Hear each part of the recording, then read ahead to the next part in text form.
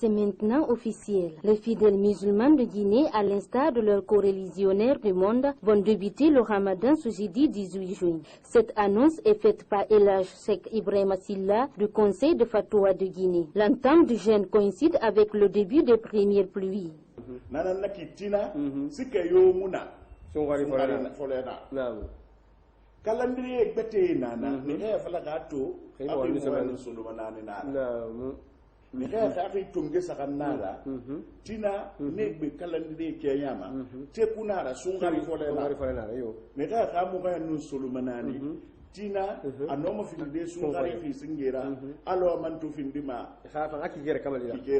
S'agissant des principes et règles pour l'accomplissement d'un bon jeûne, El Hadj Cheikh Ibrahima Silla recommande de suivre les traces du prophète Mohammed, paix et salut sur lui.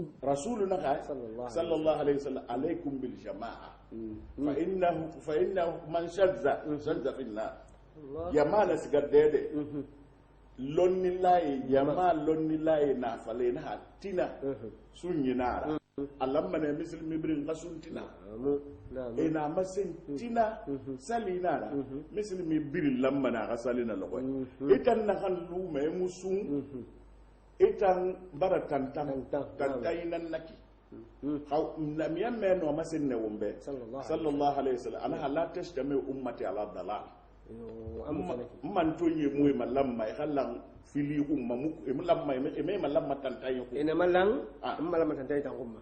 Plus loin, ce sage donne des messages de sensibilisation aux fidèles musulmans afin de respecter les normes du Ramadan. Donc sunni batu biri different na kan ne num bore ke wali tagi yange na e medina keliya ana ansi afi mahadi ana mahama hamwa anyanige aya na be nan kafe anaka sigana sa so ye ban sambu mana ka makana ki amu ya na be ka ka yo me ya na be ta anyanige mane atamma ka ti brin kire yo Allahu akbar eno ma anyanige de ya ifate biri maka nyanige aya na be na bari wasa ifate biri barazani ige isage su donc alamane ka anyanige to koera. Pour la seconde année consécutive, les fidèles musulmans de Guinée entament le Ramadan sous forme de crise sanitaire et sociopolitique, le tout meublé par une conjoncture économique.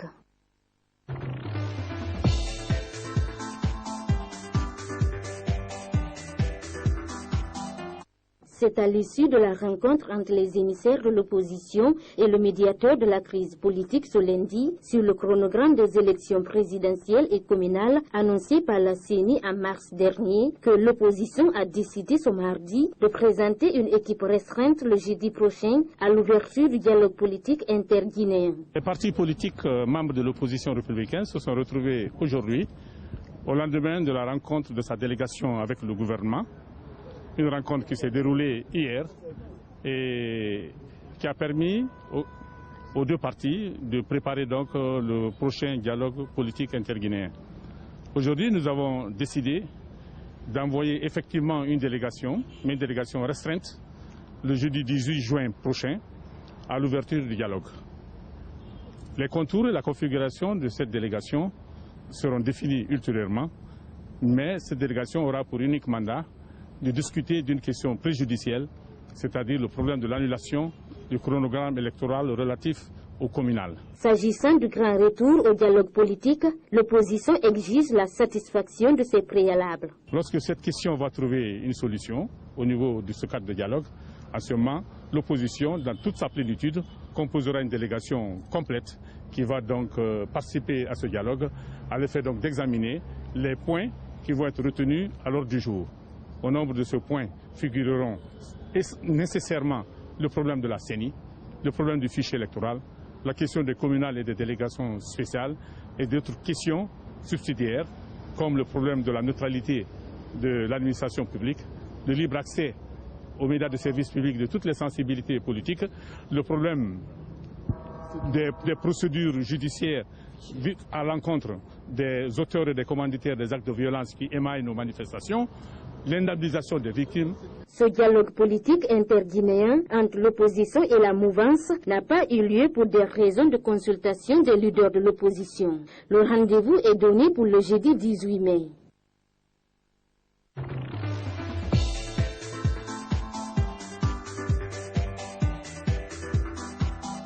Cet incident a fait renaître un regain de violence entre forces de l'ordre et élèves qui voulaient s'en prendre à la direction centrale des examens de Dixine. Pourquoi cela? L'arbre est tombé sur l'enfant. Ici, la partie là était coincée, le petit était coincé ici, entre l'arbre et le mur là. Maintenant, on a fait tout possible. La première branche, on a coupé ça avec la hache. On est allé demander à la DCE de faire tout possible d'envoyer une machine, de couper pour que l'enfant, de sauver la vie de l'enfant. Depuis quelle heure? J'ai envoyé les policiers de 7h30. Le gouverneur, le ministre était venu. Le gouverneur était venu, il est parti là, il est reparti. Au lieu de sauver la vie de l'enfant, lui il est assis là-bas. Le petit souffre. Le petit est là, il souffre. Ici, là. Vous avez vu les troupes, vous avez vu le babab. Depuis à 7 heures, nous sommes là pour faire notre mieux. La direction est là, le DCE est là. Ouais. Mais pourquoi pas? Il n'y a même pas de l'autorité. Ils sont venus ici pour nous saccager par des gaz lacrymogènes. Qu'est-ce que cela veut dire? Au four et au moulin, commissaire Patrice Doré a réussi à ramener l'ordre dans la cité. Il y a une méconnaissance envers des élèves. Dès que nous avons été informés par l'autorité du système éducatif, les dispositions sécuritaires ont été prises. La gendarmerie et la police sont venus sur le terrain pour maîtriser les élèves et l'hôpital. Et nous, là où nous sommes aujourd'hui, on est près des malades et tout se passe bien. Il fallait faire la prévention. Et dès qu'on a appris, nous avons pris les dispositions sécuritaires pour que les Loubans ne s'impliquent pas dans le mouvement. Certains élèves se sont même empris à un département du centre hospitalier universitaire de Donka, ce que déplore le personnel avec à sa tête le ministre de la Santé qui s'est rendu sur les lieux. Ce n'est pas une première. Si mes souvenirs sont bien, je crois qu'il y avait eu encore un cas où les élèves se sont dirigés dans la cour de l'hôpital. Ils se sont permis de casser les vitres de la direction. Et c'est également, il y a 1 ou 2 mois où il y a eu encore un événement malheureux à Yastine, où des loupards se sont encore infiltrés dans la cour de l'hôpital Yastine. Il y a également eu des cas de vandalisme. Je crois que ce sont des pratiques qu'il faudrait que nous conseillions nos enfants ou nos frères afin qu'ils prennent conscience. Il est inadmissible que nos hôpitaux soient l'objet d'actes de vandalisme. En ce début de saison de pluie, tout reste à croire que des mesures spéciales sont à prendre afin d'éviter le pire.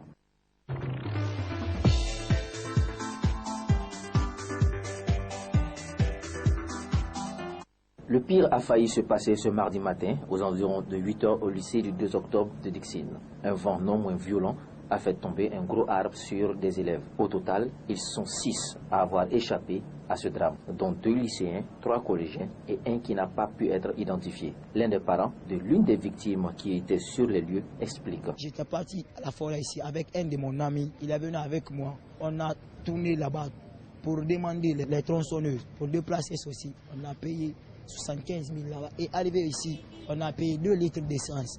Arrivé là-bas aussi, ils ont commencé à tronçonner le bois. Du fait qu'ils tronçonnaient le bois, l'essence aussi était finie. Je me suis dirigé directement vers l'ensable là-bas. Il y a les grands professeurs là-bas qui sont contribués pour donner chacun de sa part. Quant à cet autre témoin, il dément cette affirmation. L'arbre s'effondre. Il y avait 10 élèves sous l'arbre. Heureusement, nous sommes venus, on a enlevé la petite. C'est ainsi que nous sommes tous embarqués dans le véhicule pour aller chercher les gens aux forêts. Le monsieur est venu, il n'y avait pas de carburant. Le premier carburant d'abord, on a puisé ça de mon groupe. Groupe électrogène. Ce n'était pas du tout beaucoup. Ils sont venus, mais cela ne pouvait pas faire quelque chose. C'est ainsi qu'on a donné l'argent à l'un de mes professeurs encore qui est parti pour 5 litres sur la moto. En venant, il y avait 10 élèves qui sont venus avec 2 bouteilles. Quant à la directrice du centre hospitalier universitaire de Donka, son institution prendra tout en charge. Le bilan que nous avons de l'état de ces malades nous rassure puisqu'il n'y a pas eu de cas de décès. Au total, l'hôpital a reçu 6 blessés.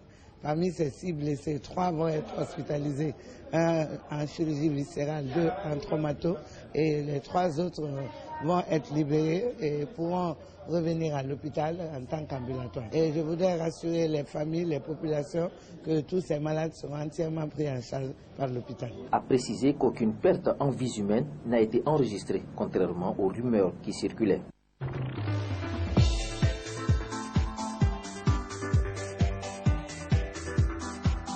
À quelques jours du mois saint de Ramadan, les prix des denrées de première nécessité n'ont toujours pas été réduits dans les marchés.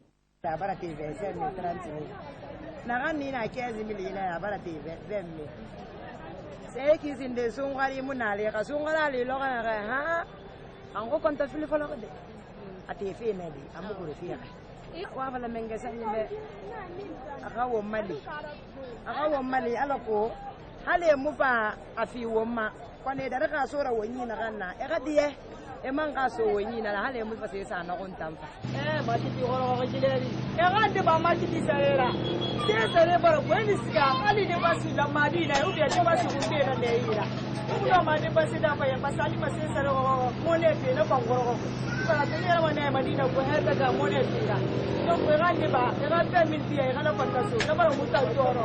La semaine dernière, le ministre du Commerce a rencontré les opérateurs économiques et les syndicats pour la diminution des prix des produits. À l'orée du mois de Carême, du mois de Ramadan, comme d'habitude, on l'a fait l'année passée. Cette fois-ci encore, nous avons passé en revue les différentes préoccupations de ces opérateurs. Mais au finish, chacun a pris l'engagement de maintenir les prix comme il se pratique actuellement, et d'autres même ont proposé la baisse de ces prix pendant le mois de Carême. Considéré comme le mois de pénitence, ce problème est récurrent tous les ans en Guinée. Et c'est le mois où la population se trouve confrontée à une flambée qui ne dit pas son nom. Malgré la rencontre du ministre avec les opérateurs économiques, les denrées n'ont pas connu encore de baisse au niveau de leur prix. Et ce 18 juin, les fidèles musulmans de Guinée vont démarrer le jeûne dans les mêmes conditions.